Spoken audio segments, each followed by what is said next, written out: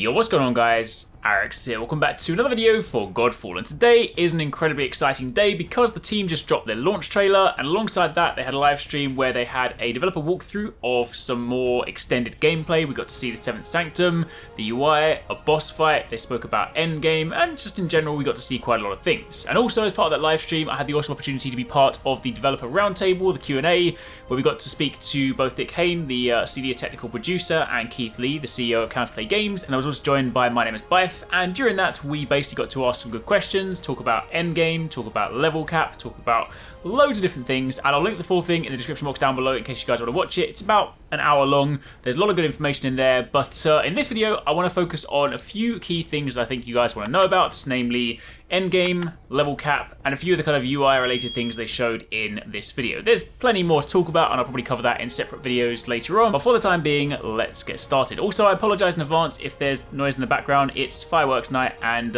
trying to record audio in between fireworks explosions is really difficult. Anyway, that to one side, what do we get to see in this video? Well, the very first thing is we get a look at the Seventh Sanctum. This is basically your home hub. Of course, we've seen this in passing in the trailers, but they actually walked around it this time. You can see that right in the center are the Valor Plates. Now, you'll see these all at the beginning of the game, but every single Valor Plate has a material cost to unlock it. So you can walk up to any of them, you can inspect them, you can find out more about them, and then when you do inspect them, you can see that the material cost is down there. Basically, some of them will be easier to unlock early on in the game. Some of them may be, they'll require more materials, but either way, you can, provided you collect the right materials, determine the order in which you unlock them. One other cool thing is, there's quite a lot of things in the Seventh Sanctum. We can go here to unlock our Valor Plates, we can go here to upgrade our gear, change our loadouts, things like that. But there is also a training room. We got our first look at this. You get a place to jump in and learn your weapons. We can of course see for the dual blades. Quick example here. I don't know right now whether this is the extent of all the combos, whether there are more combos, whether this is just like page 1.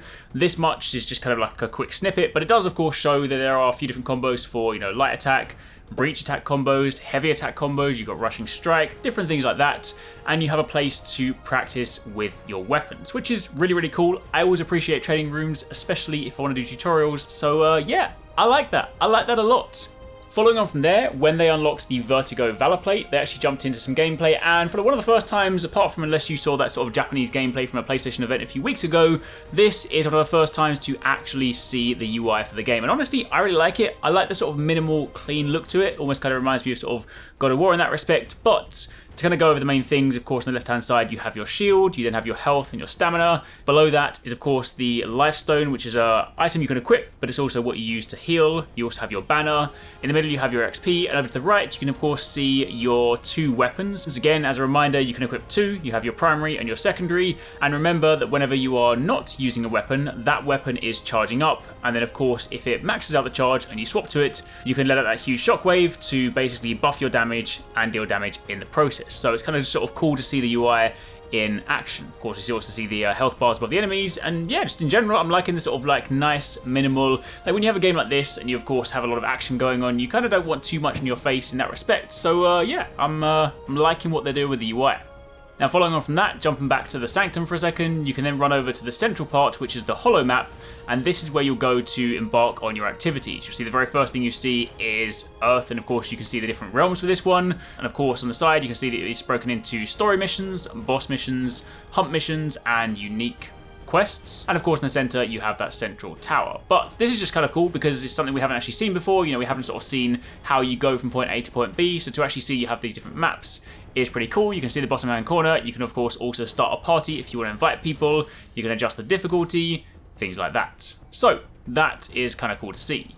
Now, something else that came from the Q&A, for those of you guys wondering what the level cap is, what you'll be grinding to, level 50 is the cap. Quite how long it will take us to get there will remain to be seen, but it is one of those things that the combination of completing the campaign and doing some of the post-campaign stuff is what will get you to level 50, because that ties into the end game activity. So I spoke the other day about the Tower of Trials, this kind of ascending challenge where you go up elevators, you fight waves of enemies, you go into rooms and you sort of fight different bosses. But the other aspect of end game is something called Dreamstones. So So this, again, you interact with it on a holo map, and it allows you to face old bosses that have been enhanced. So one of the things they showed during this developer live stream was also a boss fight. They got to see a fight against Arekkz, so that you can see running in the background, pretty cool. Of course, this is probably one of those like earlier game ones, because mechanically speaking, it looks a little simpler to fight. But the more important thing is that when you fight these in Dreamstones, they will be enhanced in a number of different ways, and you'll unlock your first Dreamstone when you beat the game, and there's 18 in total, so there's quite a lot to go through, and they're designed to be replayable. What they want us to do is almost create like a roguelike minigame within Godfall, because before you're able to fight the final boss of a Dreamstone, you have to complete 3 rounds, and those rounds are basically made up of waves of enemies and mid-bosses that you would have fought before. And you'll then pick a route as you're going through. Think kind of Hades if you've sort of been playing that recently, where you'll have different doorways depending on where you go. That'll influence what you fight and what you get. But more importantly, when you complete a wave, you also get a boon and you get some intel on the way in which the final boss has been enhanced. Now, if you happen to lose that wave, you can still continue, but you of course don't get the boon, you don't get the intel, so it's going to make the final encounter that much more challenging. But either way, you get to the end, and once you complete a Dreamstone, assuming you do, if you fail, you have to go and do it again. If you complete it, you unlock the next one. Now, they said that the first 9 Dreamstones are basically seen as like the first act. These are designed to help you get to level 50, and then of course beyond that point, you can unlock the remaining 9, which will be more kind of akin to your like end game grind. However, on top of that, after this, you will also unlock the Ascended Tower of Trials. Now, this is a different version of the Tower of Trials. You'll encounter aspects of the tower as you're playing throughout the game, but the Ascended Tower of Trials can go on indefinitely. The idea behind this is that it's the ultimate test of player skill. It's got indefinite scaling, and you basically obtain boons as you continue to climb the tower.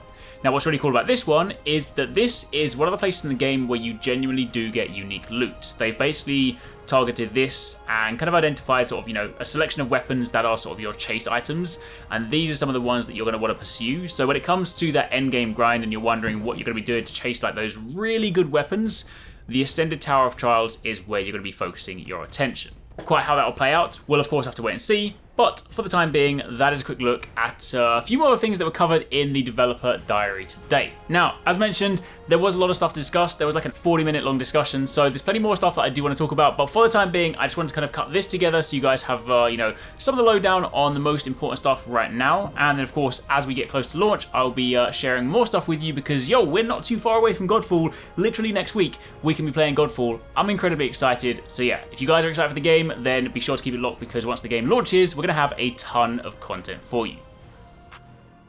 Thanks for watching, guys. I hope you enjoyed that video. Don't forget, if you haven't already done so, you can join the Arekkz Gaming Discord. We've got an awesome community over there with so many different channels for you to chat loads of different topics and different games. I'm in there, the team's in there if you guys want to chat with us, find people to play with. It's just in general a great place to be. And of course, if you enjoyed this video, don't forget to turn on those notifications so you don't miss any of our future uploads.